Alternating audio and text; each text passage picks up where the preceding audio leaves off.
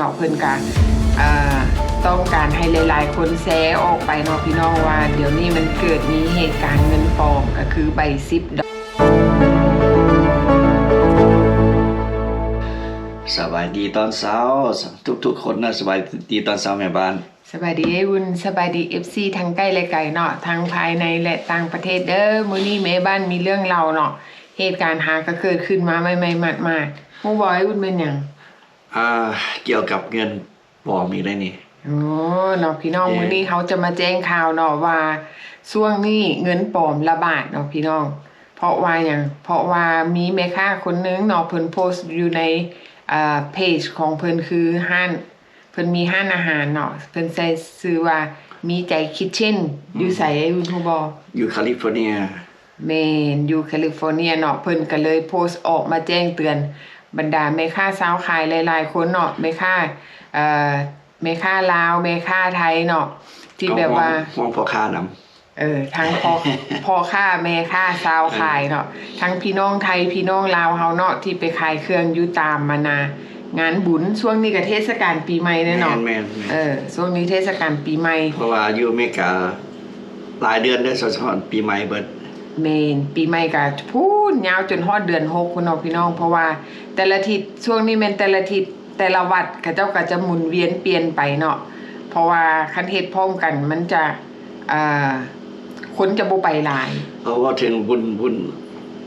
อาทิตย์นี้มันสิบุญอยู่แถววัดเคลเลอร์เฮาวัดอยู่ในฟอร์ตเวิร์ธโอ้เนาะแจ้งข่าวเด้อพี่น้องอาทิตย์นี้วันที่19หาวันที่19 20เนาะแม่นบุญสงกรานต์อยู่วัดเคลเลอร์ฟอร์ตเวิร์ธเท็กซัสเฮาเนาะพี่น้องผู้ใดว่างก็มาร่วมใส่บาตรทำบุญปีใหม่นำเพิ่นเด้อเฮาจะมาเว้าถึงว่าเงินปลอมว่าเป็นจังไดเนาะช่วงนี้แม่นช่วงเงินปลอมระบาดแล้วแม่ค้าเพิ่นห้านมีใจเนาะเพิ่นก็ต้องการให้หลายๆคนแชร์ออกไปเนาะพี่น้องว่าเดี๋ยวนี้มันเกิดมีเหตุการณ์เงินปลอมก็คือใบ10 ดอลเนาะเฮาก็มาระมัดระวังซอยกันเนาะพี่น้องแบบว่าสังเกตสังการซอยกันในช่วงเฮาขายเครื่องมันจะอาจจะวุ่นๆนะพี่น้องก็จะบ่มีเวลาจะมาสังเกตตอนเพิ่นคิดว่าสิบ่ได้บ่ฝันว่าสิไปเจอเงินปลอมแบบนี้อยู่ในสหรัฐเนาะส่วนหลายเฮาก็ฮู้ยินแต่เจอใบใหญ่ๆส่วนหลายนะคนใบ100บ่ใบ20ใบ50ก็จะสังเกตเนี่ยใบใหญ่ๆบัดใบน้อยบ่ได้บ่ฝันเนาะมันจะมาเจอเราแม่นเนาะบ่คิดบ่ฝันว่าคือสมมุติว่าคนมาซื้อเครื่องเฮาก็บ่ได้สังเกตเพราะว่าเวลาลูกค้าเข้าห้างมันก็มาหลายบาทเดียวเด้แม่นบางครั้งบางเทื่อเขาเอาใบ100มาซื้อเฮาเฮาก็ทอนเงินน้อยไปบางคนแบบสวยโอกาสเอาเงินน้อยมาซื้อซื้อแบบว่าอันราคา5 ดอล10 ดอลบ่จังซี่นะเขาเจ้าก็สวยโอกาสเนาะพี่น้องเฮาก็เห็นอกเห็นใจซัวเฮาสิได้กำไรเนาะฮอด10 ดอลหรือว่าเฮาสิขายเครื่องจนได้เงินฮอด10 ดอลมัน1ลงทุน2มาลงแฮงอีกแม่นอันนี้แม่นพวกมิจฉาชีพนี่แม่นเขาเจ้าเข้ามากำลังระบาดเนาะพี่น้องให้เป็นหูเป็นตาช่วยกันเวลาเฮาก็ต้องสังเกตอีกได้เวลาคนมาซื้อเครื่องเนาะว่าแบบว่าคนแปลกแ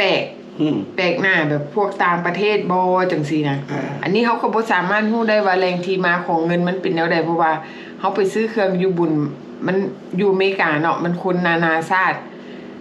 คนต่างประเทศมาซื้อบ่จังซี่พวกสวยโอกาสหรือว่าอาจจะเป็นคนลาวเฮาเองก็ได้เพราะว่าเฮาก็บ่ได้ว่าคนลาวเฮาเฮ็ดเงินปลอมมาหากแต่ว่าเฮาบ่ฮู้เฮาบ่ได้สังเกตแม่นบางเทื่อเฮาไปตลาดแล้วเขาเจ้าทอนเงินปลอมให้เฮาก็มีมันปนมาเฮาบ่ได้สังเกตเนาะจนกลัวว่าแม่ค้าเพิ่นไปพ้อแล้วเพิ่นก็มาแจ้งข่าวให้ทุกๆคนได้ฮู้ว่าโอ้เดี๋ยวนี้มันมีเงินปลอมเด้อพี่น้องให้ระมัดระวังบัดนี้เงินปลอมนั้นมันเป็นแนวใดเนาะเงินปลอมใบ10เพิ่นก็บอกวิธีสังเกตเนาะเงินปลอมใบ10มันจะมีเส้นเงิน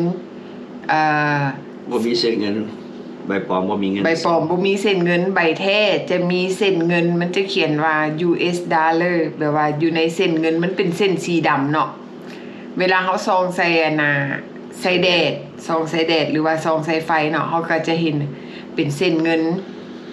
สีดำแต่ว่าของปลอมนี่จะบ่มีเส้นเงินก็สังเกตได้แบบ ง่าย แม่น ๆและสังเกตอีกแบบหนึ่งคือคันสมมุติว่าคนฮู้จักสังเกตผู้ใดเคยจับเงินปลอมจะฮู้เงินปลอมมันจะเป็นเจี้ยแบบเจี้ยมันเนาะพี่น้องเป็นเจี้ยมืนเป็นเจี้ยมันคันของแท้มันจะเป็นหยับๆฝืดๆเป็นคุยๆ มันจะยากได้แบบแม่ค้าพ่อค้าเพิ่นใส่ถุงมือบัดนี้ ใส่ถุงมือเนาะ สัมผัสบ่ได้ สัมผัสบ่ได้ ตอนนั้นบ่ทันได้สัมผัสเนาะตอนคนเข้าห้านหลายๆเนาะพี่น้องตอนส่วนหลายคนเอาเงินปลอมมาใส่เขาจะสวยโอกาสตอนคนเข้าห้านหลายๆตอนนั้นแหละตอนเฮาเผลออันนี้มันก็ ให้กันระมัดระวังเอามั มันก็ยากที่จะสังเกตเนาะบางเทื่อคนเฮาสิสังเกตได้แต่ว่าโอ้แม่ค้าเวลาไปขายเครื่องให้ระวังเงินปลอมคือเฮาเป็นลูกค้าเวลาแม่ค้าทอนเงินเฮาก็ต้องได้สังเกตอีกได้แบบนี้ จังหวะเฮาสิได้เงินปลอมมาเดี๋ยวเฮาสิกลายเป็นคนผิดกฎหมายโดยบ่ฮู้ตัวเพราะว่าเฮาเอาเงินปลอมไปใช้มันผิดกฎหมายได้แม่นโอ้ยอันนี้ทุกคนว่าสรุปแล้วทุกคนก็ต้องได้ระมัดระวังเนาะเบิ่งซอยกันเป็นหูเป็นตาซอยกันบัดนี้เฮาก็บ่กล้าได้ไปแจ้งเจ้าหน้าที่ว่าโอ้เดี๋ยวนี้มันมีเงินปลอมธรรมดาเนาะธรรมดาแม่นคืออยู่บ้านเฮาคือว่าเฮาเห็นเงินปลอมเฮาก็ไปแจ้งเจ้าหน้าที่ธนาคารว่าช่วงนี้มันมีเงินปลอมระบาดเขาเจ้ากันมีแบบว่าไปสืบนะแต่ว่าอยู่นี่เฮาก็บ่ฮู้เนาะเวลาเฮาไปแจ้งธนาคารว่าโอ้ตอนนี้ค่อยเห็นเงินปลอมอยู่ตามท้องตลาดเฮาก็บ่กล้าจังได๋เฮาถือคดีแม่นเด้อทั้งที่เฮาหวังดีเนาะว่าเฮาสิเอาเงินปลอมนั้นไปแจ้งเพื่อว่าสิให้เขาเจ้าประกาศออกมาว่าให้ระมัดระวังเกี่ยวกับพวกเงินปลอมเป็นจังว่าจักสิไปแจ้งไผมันอันตรายสิมีโทษซะบัดนี้แม่นบ่กล้าเนาะเพราะฉะนั้นก็เลยได้ครับเฮาก็เลยมาแจ้งกันเองสิเนาะให้ระมัดระวังเอาเนาะเพราะว่ามันมีเหตุการณ์เกิดขึ้นที่แบบว่าคนอยู่อเมริกานะบางครั้งเขาบ่มักคนเอเชียเขาก็อาจจะแบบว่าเวลาเฮาไปแจ้งเขาก็อาจจะหาเรื่องใส่เฮาก็มีเพราะว่ามันเกิดขึ้นกับแม่บ้านเนาะคือเฮาเก็บโทรศัพท์ได้จื้อได้บ่เฮาไปช้อปปิ้งเฮาเก็บโทรศัพท์ได้เนาะเป็นโทรศัพท์ iPhone เนาะเฮาเก็บได้แล้วความหวังดีของเฮากำลังว่าสิเอาไปส่งอยู่ในตลาดเฮาเก็บได้อยู่พาร์คิงลอตและหลังจากนั้นเจ้าของโทรศัพท์ละโทรมาเนาะโทรเข้ามาเฮาก็บอกว่าโอ้อันนี้เป็นโทรศัพท์เจ้าบ่เพราะว่าค่อยเก็บได้ค่อยกำลังสิเอาไปส่งฮู้บ่มันอันน่ะเจ้าของโทรศัพท์มันว่าให้เจ้าหยุดอันเจ้าอยู่ไสให้เจ้าหยุดอยู่หั่นคันเจ้าบ่เอาโทรศัพท์มาส่งค่อยสิไปแจ้งตำรวจว่าบ่ดีกับเฮาว่าบ่ดีไอ้บุญบอกว่าดึกทิ่มโอ้ยเอาแว่นลดลงปิ้วไปเลยว่าบ่ดีคนที่เฮาสิหวังดีนะเฮาหวังดีว่าเฮาสิเอาโทรศัพท์ไปส่งเนาะเฮาสิบอกว่าโอ้ให้เจ้ามาเอาโทรศัพท์ได้อยู่บ่อนใดเขาหาเรื่องว่าเฮาหันลักโทรศัพท์เขาคันเจ้าบ่เอามาส่งค่อยสิแจ้งตำรวจนะนั่นทิ่มซ้ำเฮาหวังดีอยู่บ้านนี่ก็มีโทษซ้ำบัดนี้แม่นเนาะทุกสิ่งทุกอย่างทุกสิ่งทุกอย่างเฮาสิหวังดีเห็นคนล้มเกิดจังซี่เฮาสิไปหวังดีนำก็บ่ได้เฮาสิไปซอยโอ้ยเฮาได้แต่โทรหานายวันๆเอาแม่นเวลาเฮาจะซอยคนหรือซอยไผเนาะเฮาต้องมีพยานหลักฐานต้องมีคนอยู่นำคือสิว่าเห็นคนล้มอยู่ตามตลาดเฮาสิแล่นเข้าไปซอยเลยก็บ่ได้เฮาต้องเอิ้นหลายๆคนมาซอยกันเนาะจังนั้นเขาหาเรื่องว่าเฮาไปยู่เขาล้มเพราะว่าทุกมื้อนี้มิจฉาชีพมันมาหลายรูปแบบมันอาจจะมาแบบว่าโอ้เฮ็ดทำท่าว่าเป็นล้มให้เฮาไปซอยเวลาเฮาไปซอยล่ะหาเรื่องว่าเฮายู่เพิ่นล้มโอ้ยเฮามีโทษซะบัดเฮามีโทษบ่แม่นว่าเฮาบ่อยากซอยเพราะว่ามันมาหลายรูปแบบก็คือเฮาเก็บโทรศัพท์ได้ทั้งที่ว่าเฮาคิดว่า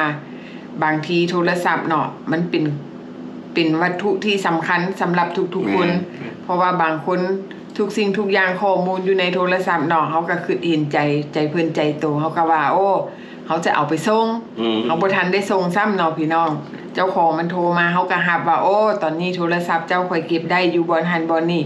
มันบอกว่าคันเจ้าบ่เอามาส่งค่อยสิแจ้งตำรวจแม่นนั่นล่ะเห็นบ่ได้ซ้ำโทรศัพท์นะไอ้หุ่นนั่นดึกทิ่มไอ้เพิ่นบอกเอาทิ่มบ่ซั่นเฮาสิเป็นโทษเอาทิ่มเลยมันเป็นซอกเอาเนาะนี่แหละคนนิสัยบ่ดีอยู่บ้านนี่มันก็มีเห็นว่ามันมาหลายรูปแบบมันก็มีผู้ดีผู้ร้ายไปซั่นล่ะเนาะพี่น้องเฮาบ่ฮู้ดอกนี่แล้วยกตัวอย่างคันสมมุติว่าเฮาไปตลาดเฮาเก็บกระเป๋าเงินได้ โอ้บ่กล้าแล้วบ่กล้าเก็บเอาแล้ว บัดนี้สมมุติว่าเฮาเก็บได้เฮาสิเอาไปส่งคืนเพิ่นว่าเฮาขี้ลักกระเป๋า เพราะว่าเฮาบ่มีพยานหลักฐานเนาะ มีเทื่อนึงเราเห็นอันน่ะโทรศัพท์อยู่นำตลาดที่เขาเจ้าลืมไว้นะเขาได้ไปบอกพวกไปบอกพวกแคชเชียร์ แม่น หาบ่กล้าจับไปให้เขาเจ้าจังได๋สิว่าโอ้ยหมอนี่คิดลักอีกแล้ว แม่น อีกบอกว่าแคชเชียร์เขาเจ้ามีคนลืมอยู่โทรศัพท์อยู่หม้องนั้นหม้องนี้เด้อเขาเจ้าขับไปเอา แม่นเฮาต้องบอกเจ้าหน้าที่เนาะ แม่น มาเอาจังหน่อยคันเฮาหยิบไปมันเป็นลายหอยนิ้วมือเฮาได้ว่า แม่น โอ้ผู้นี้ลักโทรศัพท์ข่อยยุ่งยากซับซ้อน เฮาหลีกเลี่ยงความวุ่นวายแม่นอยู่ว่าเฮาอยากเป็นพลเมืองดีหากแต่ว่าเวลาเฮาเป็นพลเมืองดีแล้วบัดเจ้าของที่เป็นเจ้าของทรัพย์สินนั่นน่ะมันหาเรื่องใส่เฮา แม่นล่ะ บางเทื่อมันอาจจะเป็นแผนของเขาก็มีอันนี้เฮาก็ระมัดระวังเนาะเพราะว่าทุกมื้อนี้มันเป็นสิ่งที่แบบว่า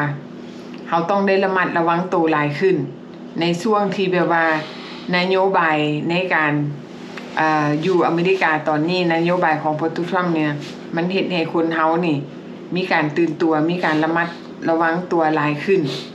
และแต่ละมื้อแต่ละวันของโพสต์ทรัมป์นี่ก็เปลี่ยนแปลงอยู่บ่เซาเนาะพี่น้อง เฮาสิเว้าหลายก็บ่ได้จังได๋เฮาสิมีโทษ แม่ เฮา และผู้ใดเฮาเบิ่งข่าวเนาะช่วงนี้คันผู้ใดออกมาโจมตี หรือว่าผู้ใดออกมาต่อต้านแม่นให้ระมัดระวัง เพราะว่าสิ่งที่เฮาเว้าแม่นเฮามีแต่เว้าเรื่องข่าวปลอดภัยแต่ว่าทุกมื้อนี้กฎหมายมันก็มีการเปลี่ยนแปลงเพราะว่าเฮาบ่สามารถแบบว่า freedom of speech คือตะกี้ได้แล้วเนาะอันนี้เฮาก็ฝากทุกคนไว้เตือนภัยสำหรับทุกคนเด้อพี่น้องไปเที่ยวบุญก็เที่ยวด้วยความระมัดระวังสิ่งสำคัญก็ระมัดระวังเรื่องเงินปลอมนำเด้อเนาะพี่น้องเนาะเจอกันใหม่เด้อคลิปหน้าเนาะพี่น้องเนาะอันนี้แม่นเฮาก็มาเล่าสู่กันทางสภากาแฟเนาะ โอเคเจ๊ง